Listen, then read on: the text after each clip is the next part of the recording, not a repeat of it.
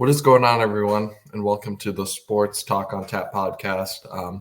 Here you can find videos Monday through Friday covering all the four major sports leagues: baseball, football, hockey. And I'm your host, Jake, and this is my other host, Nick. And in today's episode of the NFL segment, today we're going to do something a little interesting. Typically, we do tier lists or covering any breaking news in the sports or NFL football league. But today we're going to do something a little bit different. We're going to do a list of top 5 quarterbacks that we think, would succeed in today's league prior to 2000. So they couldn't have at least played a majority of their career after the 2000s. Nick, I'm curious where you went with this list because, I'll just say it now. Obviously, for me, I could have put, Joe Montana, a lot of these quarterbacks I just think were the automatic fits, but I tried to, show some honorable love to some other QBs that might get overlooked in this tier list. All right. So do you want me to go first or what do you want? Yeah, or at least give me a couple of years. Okay. So mine's not really in any particular order. It doesn't have to be in order. Just top 5 QBs you would like. All right. Yeah. So I feel like when we're talking about pre-2000s quarterbacks, especially who would bode well, if you don't say Dan Marino, you're tweaking. He was he was an all-time passing record yards in an era where guys were not throwing like how he was throwing. So in today's era, he probably rivals Patrick Mahomes when it comes to it, because you always hear older quarterbacks, older players talk about who was, the best QB you watched. And so many of them say Dan Marino just because his arm talent and how good he was just overlooked because of his era and obviously not winning anything. And he had a great quick release. Could just get the ball up quickly. Yeah, Dolphins legend. And there's a reason why he's regarded as the best QB to never win a Super Bowl.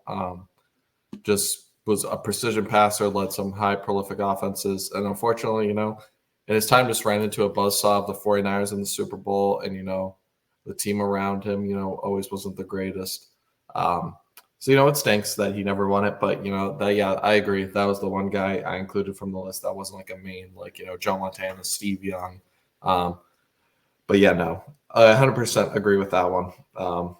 The next one I'm actually going to do I'm going to show some love to my team. I'm going to go way back, 60s, 70s. I'm going to go with Fran Tarkenton, often regarded as the first mobile QB, kind of dual threat, maybe ahead of his time because now we're seeing more mobile quarterbacks than ever before. Also a QB that made it to 4 Super Bowls, never won any, but had the ability to throw dimes and run and scramble, so kind of an electric QB all around. And in today's league, that's extra helpful, having not only just a great, accuracy and, have the ability to throw the ball really well like Fran could, but the ability to also just scramble out of any situation, pressure, and just kind of get to that next level, and which is why you see, the best QBs in today's league, Patrick Mahomes, Josh Allen, Lamar Jackson, all can scramble at the very least. And, you don't see these pocket passers being the best.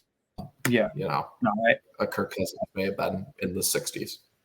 Yep. That's a really good pick. He was, like you said, kind of the first to ever be that dual threat type of QB. And I'm going to also go, I believe, a former Viking who, for the same reasons, I'm going to go, but he's a little later on, Randall Cunningham.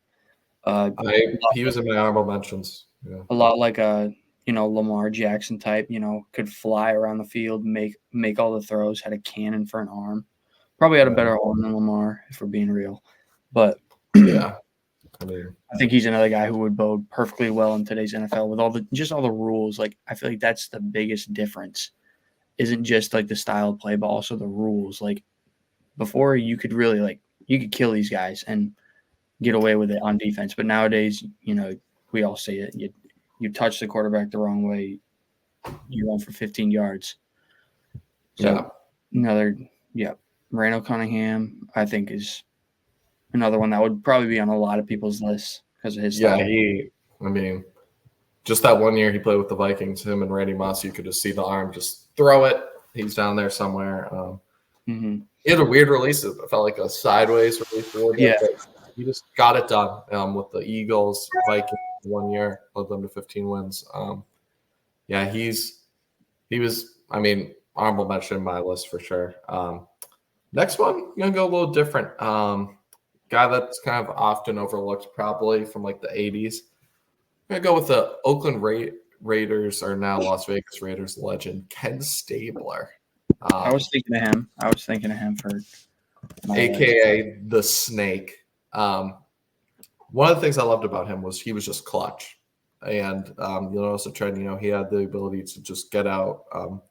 Wasn't the fastest, but could just scramble. A lot of controversy because if someone were to knock him down and he'd get tackled before the line scrimmage, he'd purposely fumble it forward for someone on the team to recover.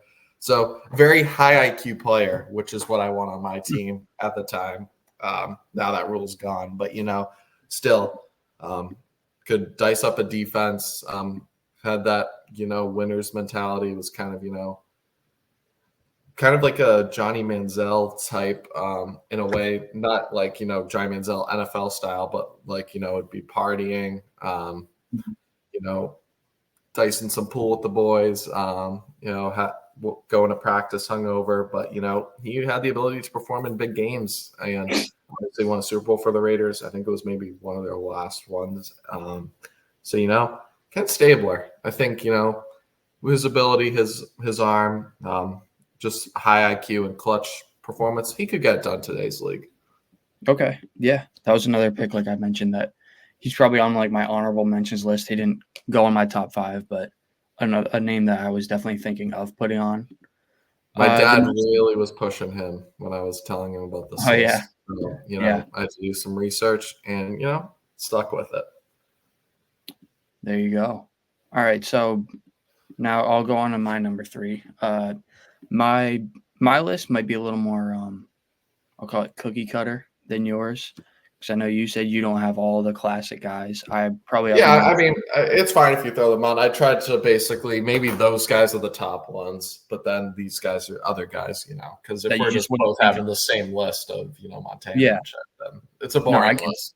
I get you. You want to spice things up a little bit, but the next one I said is Jim Kelly, because that Bills team really like established the no huddle, high-paced or fast-paced type of offense, and it was messing with the league for years. I mean, we saw them go to 4 straight Super Bowls because of it, and unfortunately didn't win one.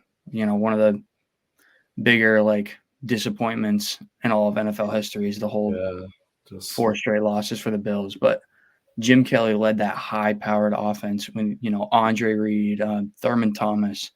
The offense was it was the offense of the 90s, and so I feel like in today's NFL, with a lot of the, spread type offenses, fast paced offenses, he would really thrive in that with that offense. Yeah, no, I agree. He was in my honorable mentions. Obviously, very just had the ability to just sling the ball around, and like you said, that no huddle offense became established and really threw everyone off until the Super Bowl, where the Dallas Cowboys would just unfortunately beat them 3 times, and that one time with the Giants, unfortunate. Next guy I'm going to go with played most of his time in the 80s, 90s. Warren Moon. I'm going to throw Warren Moon into my top 5. I think he was big QB. Obviously wasn't the most accurate, but had a big arm and had the ability to scramble out of many situations, put up. I think this was pretty rare, in the 90s with the Oilers, to put up over like almost 4,700 passing yards in a league where it was still very much run heavy in the early 90s, and just could throw 30 plus touchdowns in a season. He's a gunslinger, and he also has that ability to scramble in the pocket.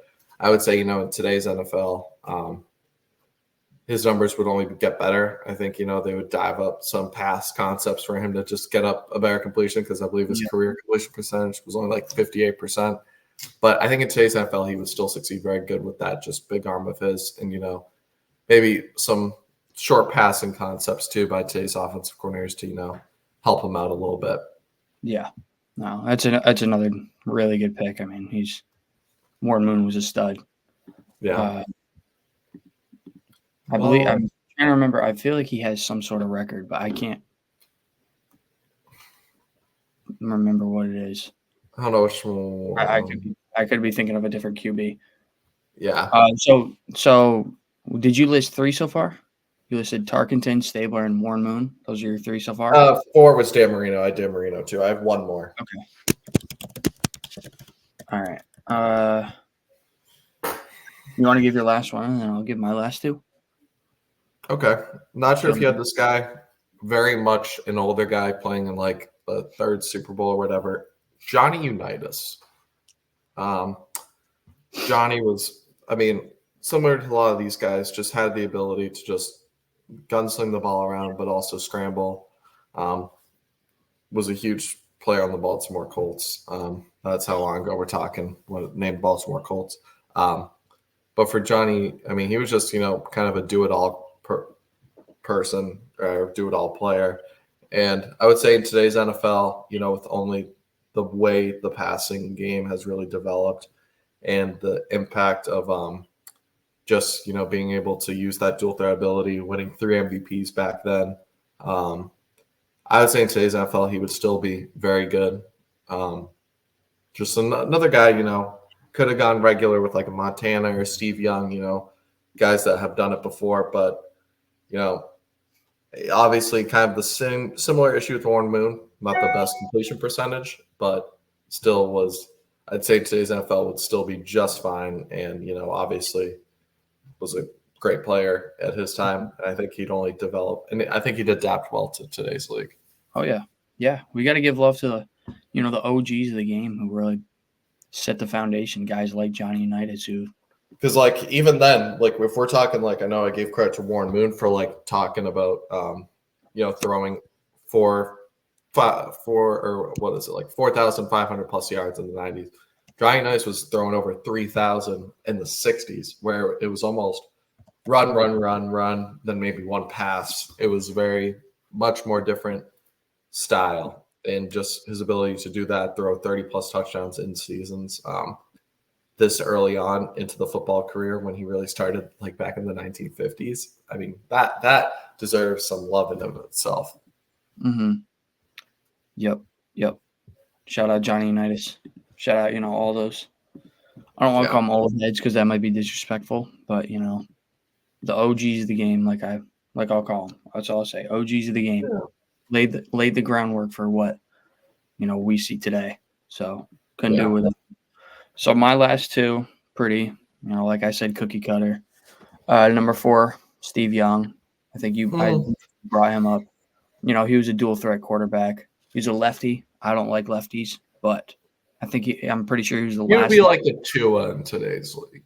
He was like the last. I'm pretty sure the last lefty to win a Super Bowl, and he had a stacked Niners team at the time. He's inheriting Jerry Rice when he gets there, so makes stuff. Nothing wrong with that. Don't blame him. Makes things a little easier.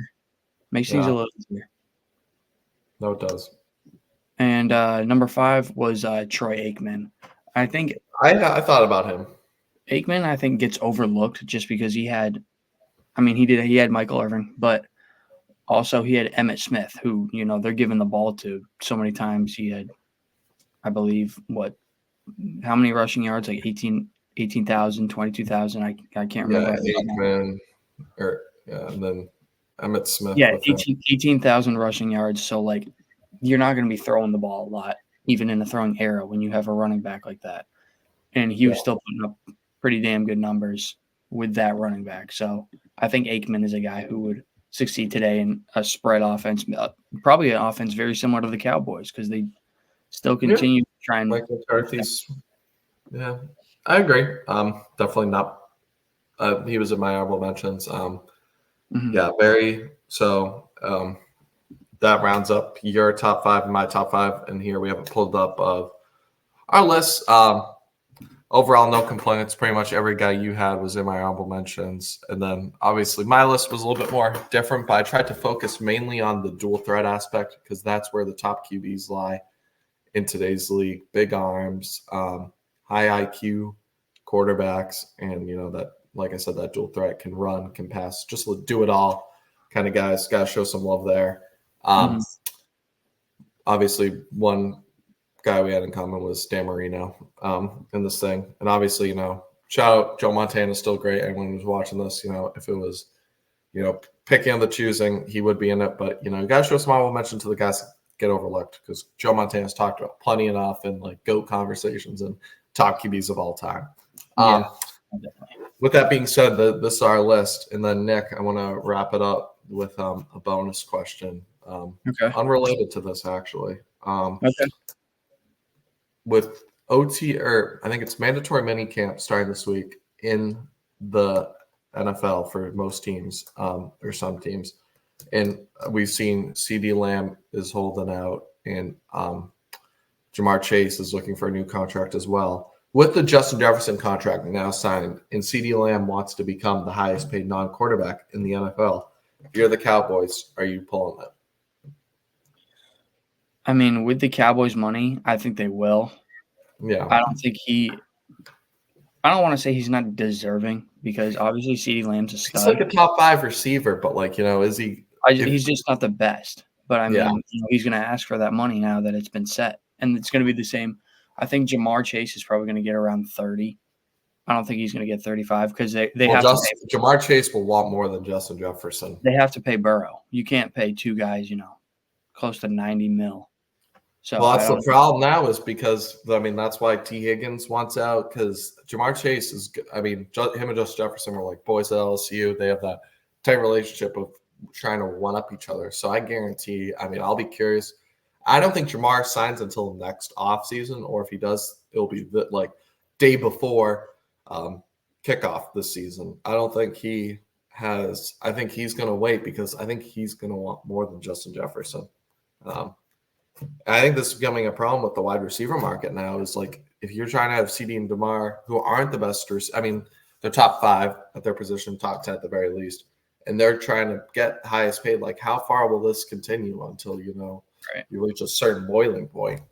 Because it's going to be very interesting to see what happens. I just want to get your quick thoughts on that, because, it's going to be tough, because for CD, I'd probably do it because he does a little bit of everything for the Cowboys and really exploded this year, even though if it's a slight overpay. But Jamar, if he wants to be the highest paid, he's got to be more consistent for me. Maybe that has to be with Joe Burrow, staying healthy and being consistent himself, because, we've seen the last 2 years, he stinks for the first 6 weeks, or, it's very inconsistent. So it'll be interesting to see, though, what the wide receiver market's going to look like, because Amon-Ra got paid. We just saw obviously this new extension. So I'm very interested to see how far this will go until we reach that top boiling point.